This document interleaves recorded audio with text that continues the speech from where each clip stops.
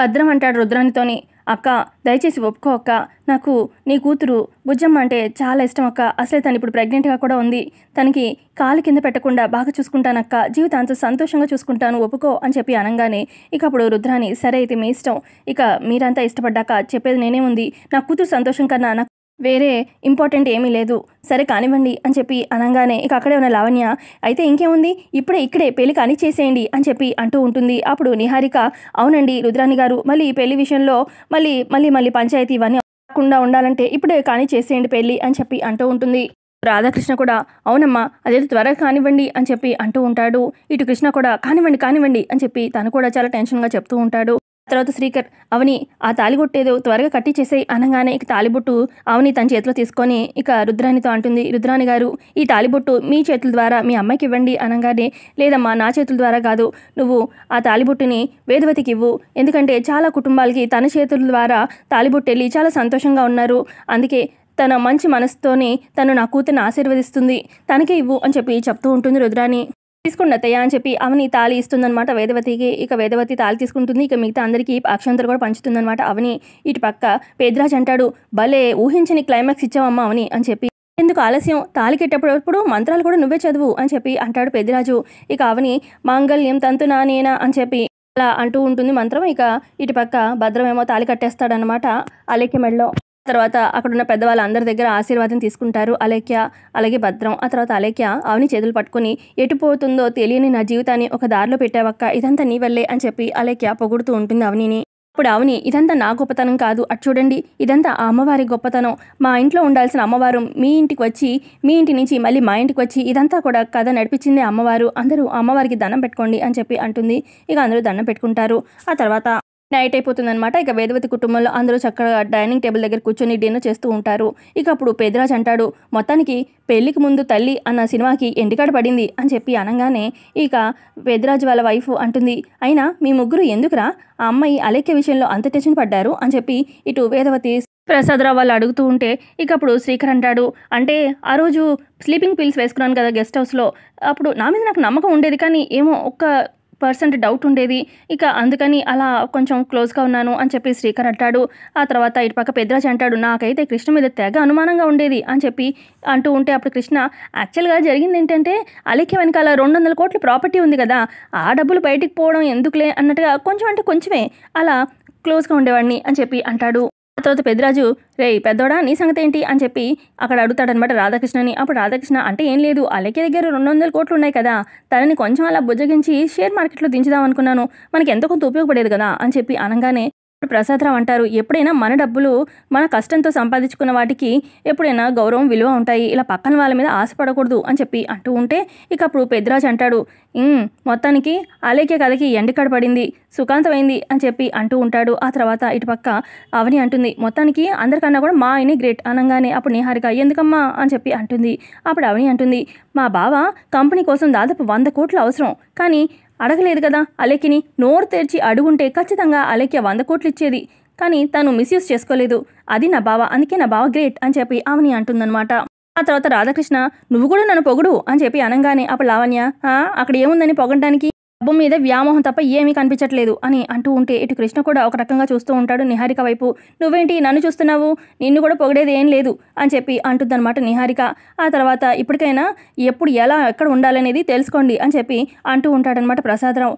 ఆ తర్వాత వేదవతి అంటుంది అమ్మ అవుని నేను ఇందాక నుంచి అడుగుదాం అనుకుంటున్నాను, అసలు నీకు భద్రమే అలేఖ్య కడుపులో బిడ్డకి తండ్రి అని నిన్ననే తెలిసినప్పుడు మా అందరికీ ఎందుకు చెప్పలేదు, అందరినీ ఎందుకు టెన్షన్ పెట్టావు, ఆ తాళిని ఎందుకు రెడీ చేశావు అని చెప్పి వేదవతి అంటూ ఉంటే ఇటు పక్క నుంచి పెద్దరాజు నాకు అదే డౌట్ ఉండిపోయింది, నాలుకల మీద ఆడుతుంది మీరేమో అడిగేశారు చెప్పమ్మా అవని అని చెప్పి అంటూ ఉంటే అప్పుడు అవని అంటే ఏం లేదు తప్పు చేయనప్పుడు ఈ ముగ్గురు ఎందుకు అంత ఇదిగా అంటే కొంచెం మనకి డౌట్ వచ్చేలాగా బిహేవ్ చేశారు కదా, నాకు తెలియని రహస్యం ఇంకేమైనా ఉందేమో అని చెప్పి చివరి నిమిషం వరకు అలా టెన్షన్ పెట్టాను అంతే అత్తయ్య అని చెప్పి అవని అంటూ ఉంటే అప్పుడు వేదవతి సర్లే ఏదైతేనే ఒక పెద్ద ప్రాబ్లమ్ని ఇంటి నుంచి తరవేశాం అదే చాలు అని చెప్పి అంటూ ఉంటే సరే అందరూ భోజనం చేయండి అని చెప్పి అవని అంటుంది. ఇక అప్పుడు నిహారిక అంటుంది అత్తయ్య ఆ పెద్ద ప్రాబ్లం అయితే సాల్వ్ అయిపోయింది కదా, ఇక మీరు నాకు చెందవలసిన ముక్కు పుడక గురించి ఆలోచించండి అని చెప్పి అంటుంది. ఇటు పక్క కృష్ణ కూడా అవునమ్మా ఆ ముక్కు పుడక ఎప్పుడెప్పుడు ధరిస్తుందా అని చెప్పి పాపం నా భార్య నిహారిక చాలా ఇదిగా ఎప్పటి నుంచో ఎదురు చూస్తుంది ఆలోచించమ్మా అని చెప్పి అంటూ ఉంటుంది. అప్పుడు ఇటు పక్క నుంచి పెద్దరాజు పాపం నిహారిక ముక్కు పుడక అనే టైటిల్ కోసం ఎప్పటి నుంచి ఎదురు చూస్తుందో అని చెప్పి అంటాడు. వేదవతి ముక్కు పుడక విషయంలో నేను ఆల్రెడీ నా డెసిషన్ ఎప్పుడో చెప్పేశాను కదా, మర్చిపోయారా అని చెప్పి అనగానే ఇక అందరికీ గుర్తొస్తూ ఉంటుంది. ఈ వంశానికి ముందుగా వారసురాలనో ఎవరైతే ఫస్ట్ ఇస్తారో వాళ్ళకే ముక్కు పుడక చెందుతుంది అన్న మాట గుర్తొస్తుందన్నమాట అందరికీ. ఇటు పక్క వేదవతి చెప్తుంది, అందరికీ గుర్తొచ్చింది కదా, ఎవరైతే నాకు వారసును ముందుగా చేతిలో పెడతారో వాళ్ళకే ముక్కు పుడక అని చెప్పి అనగానే ఇక అప్పుడు పెద్దరాజు మొత్తానికి కోడళ్ళ పోరు ముగిసింది, ఇప్పుడు ఇక వారసత్వ పోరు మొదలు పోతుందన్నమాట, ఇక కథలు కొత్త ట్విస్ట్ అని చెప్పి అంటూ ఉంటాడు. పక్క శ్రీకర్ ఎదురు చూస్తూ ఉంటాడు. ఇక అప్పుడే అవని చక్కగా మల్లెపూలు పెట్టుకొని చక్కగా రెడీ అయ్యి పాల గ్లాస్తోని రూమ్లోకి వచ్చి గడపెడుతుందనమాట. ఏంటి వాళ్ళ శ్రీమతి గారు మన శోభనం రోజు ఎంత అందంగా అయితే రెడీ అయ్యావో, కన్నార్పకుండా చూసేలా అనిపించావో, మాలాగా రెడీ అయ్యావేంటి, ఏంటి సంగతి అని చెప్పి అనగానే ఏం లేదు, ముందు పాలు తాగు బావా అనగానే తాగుతాలే కానీ చూడు, నువ్వు కన్నార్పకుండా చూడాలనిపిస్తుంది అని చెప్పి శ్రీకర్ అంటాడు. అబ్బా నీ చూపులు గుచ్చుకుంటున్నాయి బావా, తాగు అనగానే ఇక శ్రీకర్ కొంచెం సగం పాలు తాగి అవని కూడా తాగుతుంది. ఆ తర్వాత ఇంతకీ ఏంటో స్పెషల్, ఎందుకు ఇలా రెడీ అయ్యావు అని చెప్పి అనగానే ఎప్పుడు మొగుడు కోరుకుంటేనే భార్య రెడీ అవ్వాలా, భార్య రెడీ అవ్వకూడదా అని చెప్పి అంటుందన్నమాట అవని. మొత్తానికి బాగానే నాకు సర్ప్రైజ్ ఇచ్చావు, ఇంతకీ ఏంటో అనగానే అంటే అప్పుడు అవని అంటుంది, ఏం లేదు అత్తయ్య అన్న మాటలు మర్చిపోయావా ఏంటి, మధ్యాహ్నం చెప్పింది కదా అని చెప్పి అవని అంటుంది. ఏం చెప్పింది, అమ్మ పాలు గ్లాసు రమ్మందా అనగానే అది కాదు, దాని తర్వాత చెప్పింది కదా, పాపో బాబో మనకి త్వరగా పుడితేనే కదా ముక్కు పుడక వచ్చేది అనగానే ముక్కు పుడక మీద నీకు కోరిక కలిగిందా అని చెప్పి అడుగుతాడనమాట శ్రీకర్.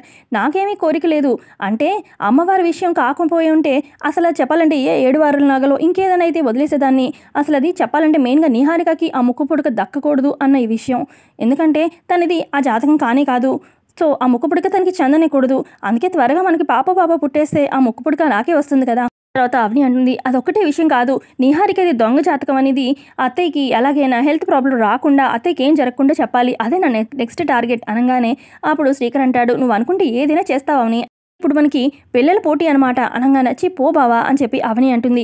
పోతే పిల్లలు ఎలా పుడతారు అని చెప్పి అవని దగ్గర తీసుకుంటాడు. ఇక నెక్స్ట్ డే ఉదయాన్నే ఇంట్లో చూపిస్తారు. ఇక నరసింహం అయిందా సుజాత అనగానే అయిపోతుందండి అనగానే త్వరగా మళ్ళీ శ్రీకర్ అవని వాళ్ళు వచ్చే టైం అవుతుంది అని చెప్పి అంటూ ఉంటాడు నరసింహం. ఈ లోపల కారులోంచి దిగుతారనమాట సుజాత వాళ్ళ ఇంటి ముందుకి. శ్రీకర్ అలాగే అవని, ఏంటి మీ అక్క ఇంత పొద్దున్నే ఏమని రమ్మనింది అనగానే ఇంటి దాకా వచ్చేసంగా తెలుసుకుందాం పదబావా అని చెప్పి లోపలికి రాబోతూ ఉంటే ఇంట్లో నుంచి బయటకు వస్తారనమాట నరసింహం సుజాత. ఏంటి ఇంత అర్జెంటుగా పిలిపించారు అనగానే అదిగో అటు చూడండి అని చెప్పి అంటాడనమాట నరసింహం. ఏంటది అని చెప్పి అంటుందన్నమాట అవని. అయితే ఒక కార్కి క్లాత్ కప్పేసి ఉంటుందన్నమాట.